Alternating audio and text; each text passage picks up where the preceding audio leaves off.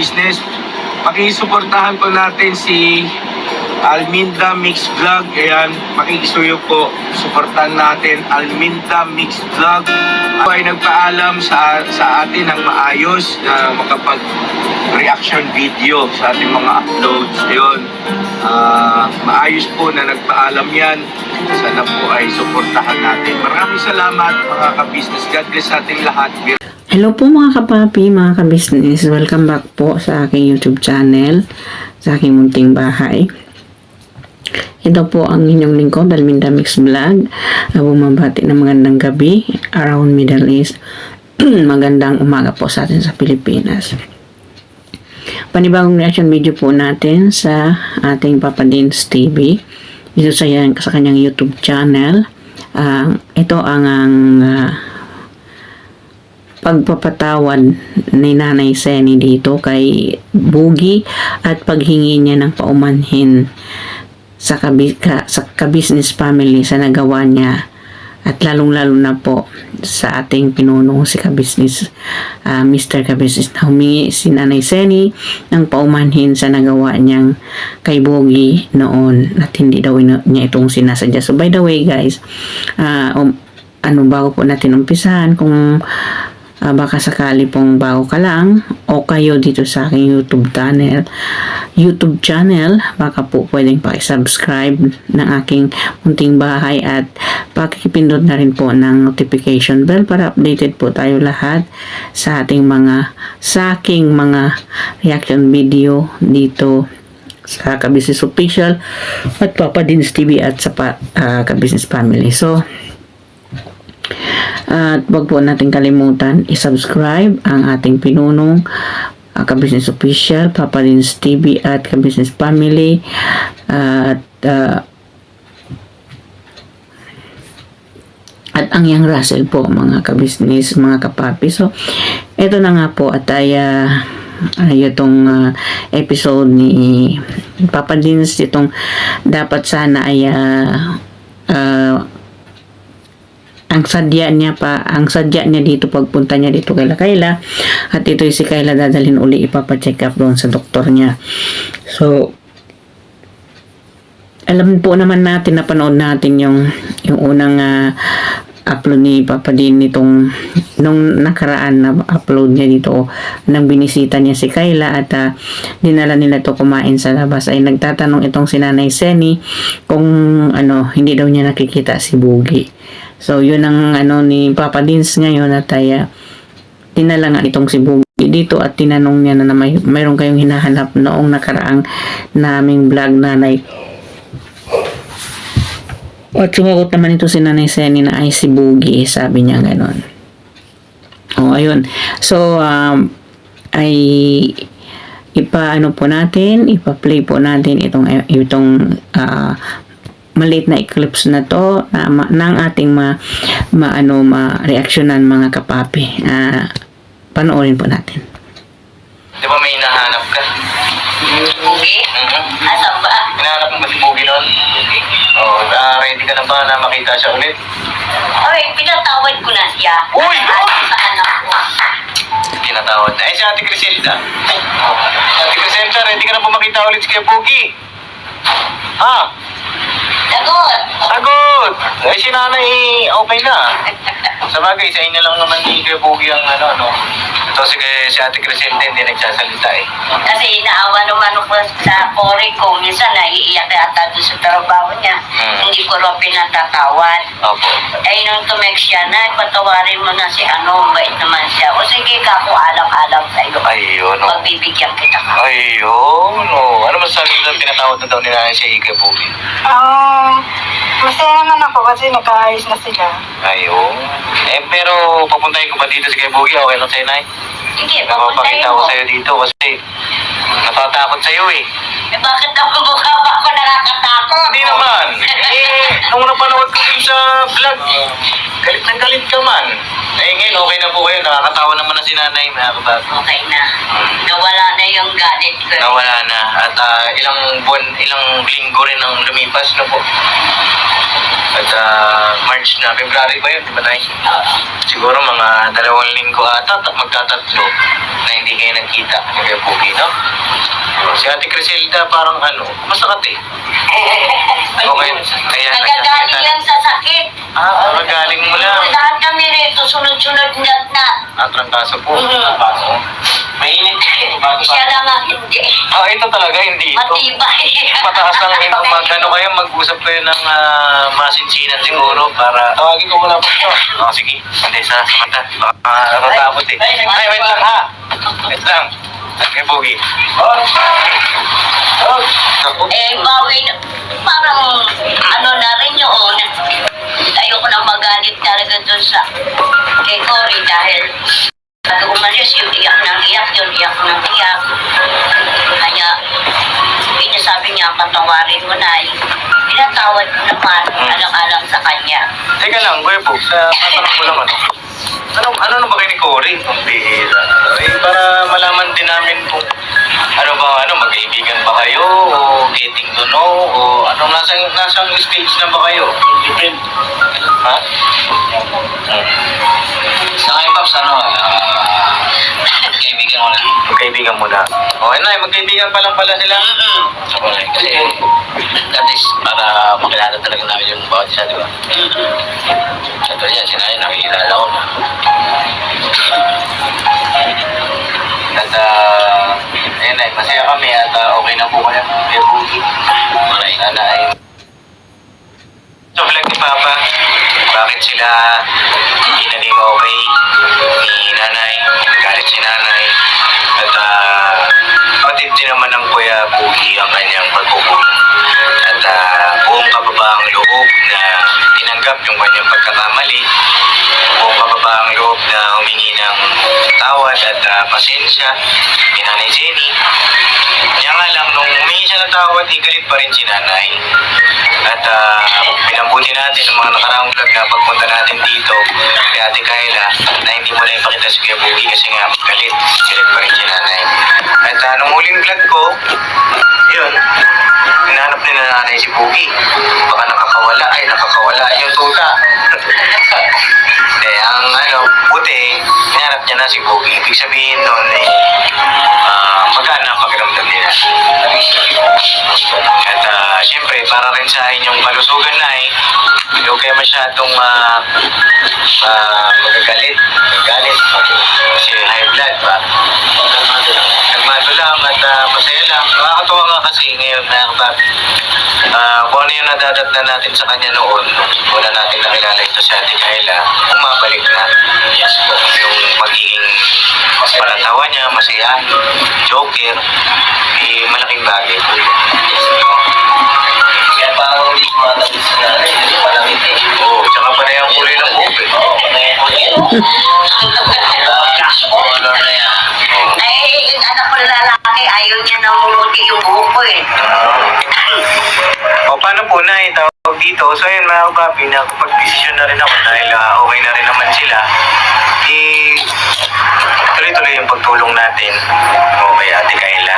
Hanggang sa siya ay gumaling, hanggang sa siya ay magkaroon ng maayos na, alam niya na, yung dating buhay niya, magtrabaho siya o makatulong siya sa pamilya niya.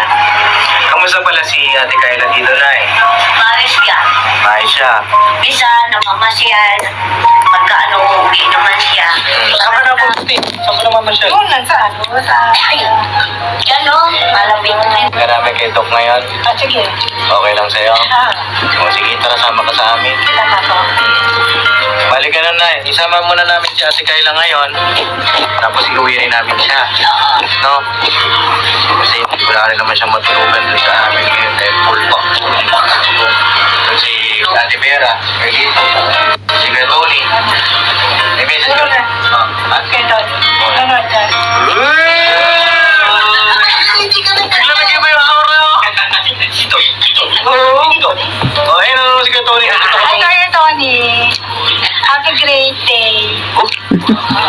Grabe Nag-iba yung aura niya kay pag narinig si Kuya Tony Yata na talaga sumako.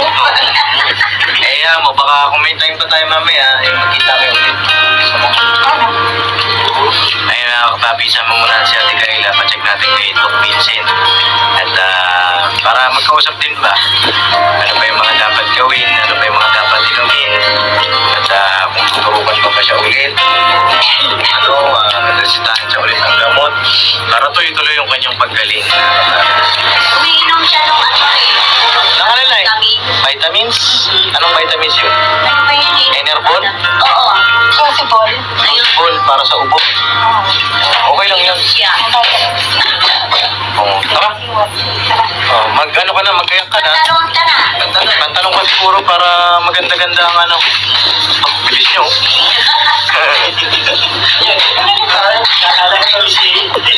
Nay, meron kaya mo message kay ka-business pala? Oo. Kung sakali, may message ka sa kanya, siyempre doon sa mga nangyari. Mr. Ka-Business, pasensya na po kayo sa akin kasi nabigla lang po ako noon. Nung sa galit ko, hindi ko napigilan kanya nagalit ako sa kanila ni Cody. Pasensya na po kayo, hindi po ako ng pasensya. Dahil na yan, At maraming salamat po nung pinala niyo si Cookie. Nagamot yung kanyang tiyan. Malaking pasalamat ko po sa inyo. Maraming salamat po. Ayun. Ayun na eh. In behalf of ka-business official, yan ay tinatanggap ni Papa. No? Salamat at okay na. Okay na lahat. At sana, tuloy-tuloy na yung magiging okay na. No? So yung mga papi, So yan na nga po mga kapapi, mga ka-business, ay ito ay pinag-usapan at pinagharap ni Papa Din itong si Boogie at alam po naman natin na gusto rin po ito ni Nanay Seni na mag-usap sila at magkaayos sila ni Boogie. Kasi ang ano po daw niya doon ay itong si Cory iyak ng iyak hanggang napunta na dito sa Oman ay nag-message pa nga ito sa kanya na na humingi sa kanya na patawarin talaga si Boogie. At ito daw ay mabait naman daw po talaga si Boogie kaya hinihingi niya sa nanay niya ay patawarin na si Boogie.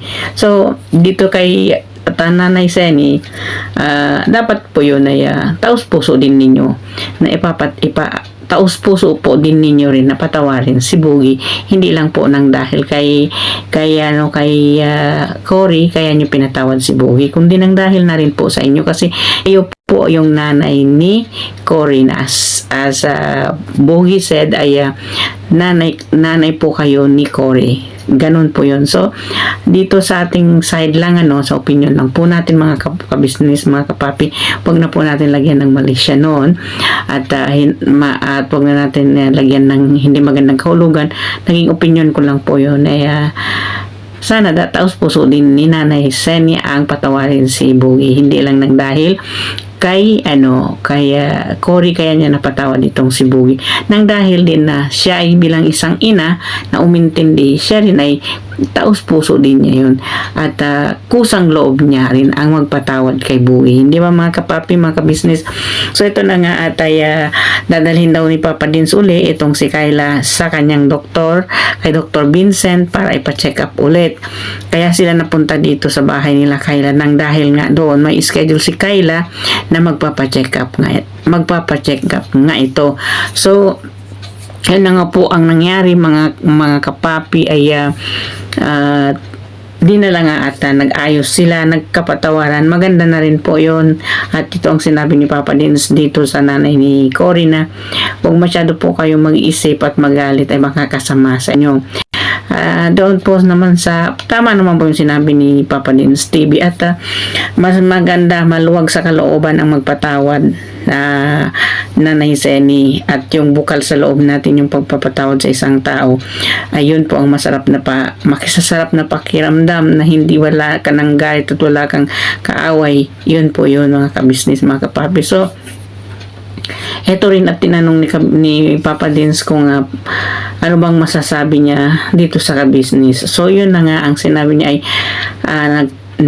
humihingi itong si Nanay Seni ng pasensya sa nangyari at siya'y nagalit na lang ng bigla kay Boogie at yun ay pinaghihingi niya ng paumanhin kay Kabisnes Official o sa Kabisnes Family. At ay ito din ay nabanggit niya itong si Nanay Seni na siya ay lubos nagpapasalamat, taos puso siyang nagpapasalamat kay Kabisnes dahil ipinagamot nila yung tiyan ni Kayla noon. So ang sinabi niya ay taos puso at kumbaga tinanaw niya ito utang na loob niya kay Kabisnes itong paggawa nila kay pagpapagamot ni Kabisnes, kasi sagot po ni Kabisnes yung yung pagpapagamot doon sa pagsusuri ng tiyan ni Kayla kung bakit siya lumalaki. Yun po yun, Kabisnes po yun. So dito kay Papa Dins TV yung pagpapagamot ni Kayla dito sa kanyang conditional health po, mga aking subscriber na hindi pa po nakapanood dito kay Papa Dins ay pwede po ninyo itong panoorin.